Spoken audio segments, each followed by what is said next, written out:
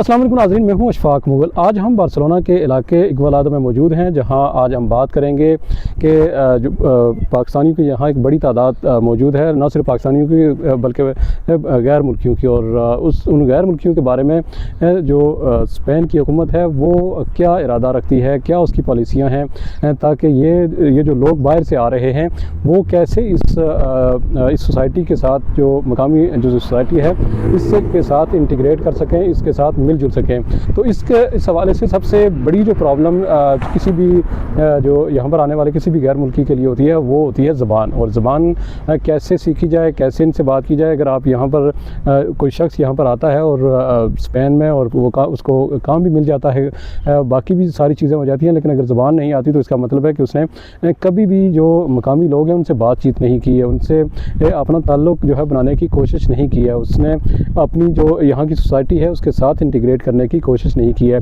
इस इंटीग्रेशन की या इस जो सोसाइटी है इससे जुड़ने के लिए स्पेन की हुकूमत जो है मुख्तलिफ़ किस्म के प्रोग्राम जो चला रही है, मुख्तलिफ़ मनसूबे चला रही है। और उनमें से सबसे अहम जो मनसूबा है वो है गैर मुल्कियों को तालीम देना ज़बान की। और यहाँ पर पूरे मुल्क में जो है वो जगह जगह पर सरकारी सतह पर स्कूल कायम किए गए हैं। और ये ज़ाहिर कई दहाइयों से स्कूल चल रहे हैं, लेकिन बदकिस्मती से जो ख़ासकर अगर हम पाकिस्तानियों की बात करें तो वो उनको या तो पता नहीं होता या उनके पास टाइम नहीं होता कि वो आकर यहाँ ज़बान सीखें ताकि लोगों के साथ मिलजुल सकें और यहाँ के जो मकामी कवानीन हैं उनके बारे में उनको पता हो, उनको अपने राइट्स का पता हो और उनको ये पता हो कि कैसे उन्होंने यहाँ पर ज़िंदगी गुजारनी है।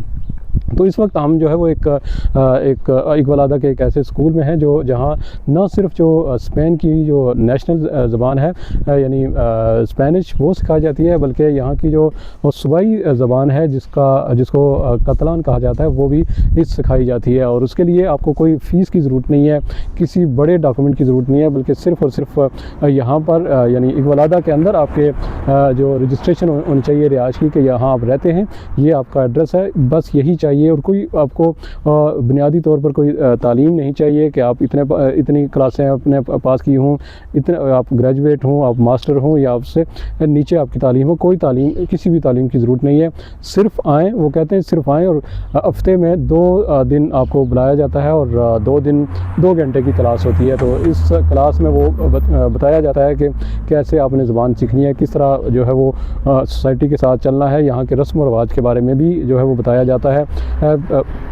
बुनियादी तौर पर अगर चूँकि मैं भी इसी स्कूल से जो है वो फ़ारिगुल तहसील हुआ हूँ तकरीबन 3 या 4 महीने के कोर्स के बाद। और यहाँ पर सिर्फ ये नहीं है जिस तरह हमारे यहाँ बताया जाता है कि ABC बच्चे ने कैसे पढ़नी है, इसके अलावा बाकी जो चीज़ें हैं जो गैर मुतल्लका चीज़ें होती हैं हमारे सिलेबस में वो भी पढ़ाई जाती हैं। यहाँ ऐसा नहीं है। यहाँ पर जो भी स्टूडेंट आता है उसकी कोई एज की या उसकी उम्र की कोई हद नहीं है, वो जिस उम्र में आना चाहे वो आ सकता है। ऐसे भी लोग हमने यहाँ अपनी क्लास में देखे जिनकी उम्र 80 साल के करीब है, जिनकी उम्र 60 साल के करीब है, 70 साल के करीब है, और वो रिटायरमेंट की ज़िंदगी गुजार रहे हैं, लेकिन वो सीखना चाहते हैं। अगर किसी को यहाँ की मकामी ज़बान नहीं आती तो वो ज़बान सिखाने के लिए ये इदारे मौजूद हैं। कोई इसकी जो है वो बुनियादी शर्त की ज़रूरत नहीं है, कोई आपको पैसों की ज़रूरत नहीं है, किसी चीज़ की ज़रूरत नहीं है, सिर्फ आपके अंदर विल होनी चाहिए। और इस क्लास के दौरान आपको न सिर्फ अल्फाज सिखाए जाते हैं बल्कि यहाँ का कल्चर सिखाया जाता है। बताया जाता है कि अगर आपने मार्केट के अंदर जाना है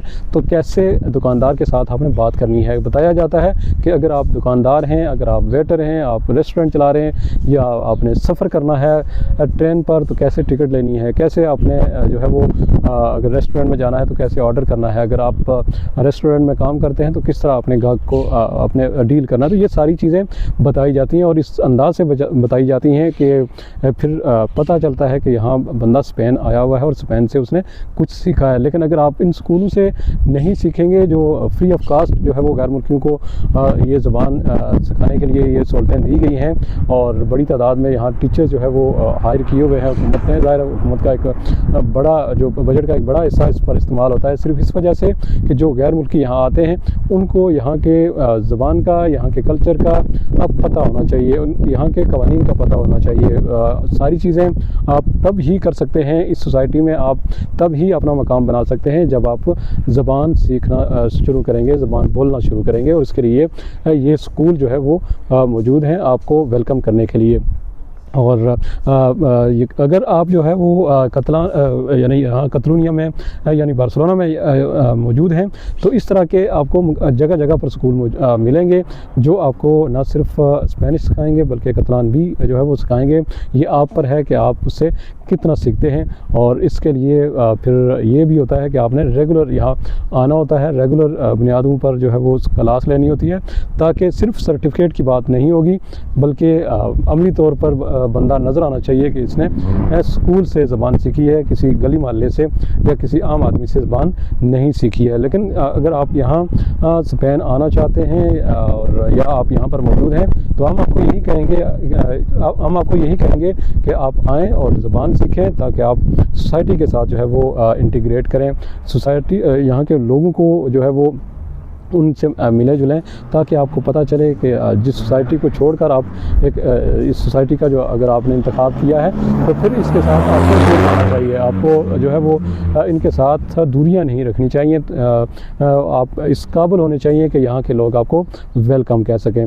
बिल में एक किसी नए मौजू पर एक बार फिर आपकी खिदमत में हाज़िर होंगे। इसके साथ ही इजाज़त दीजिए। अल्लाह हाफ़िज़।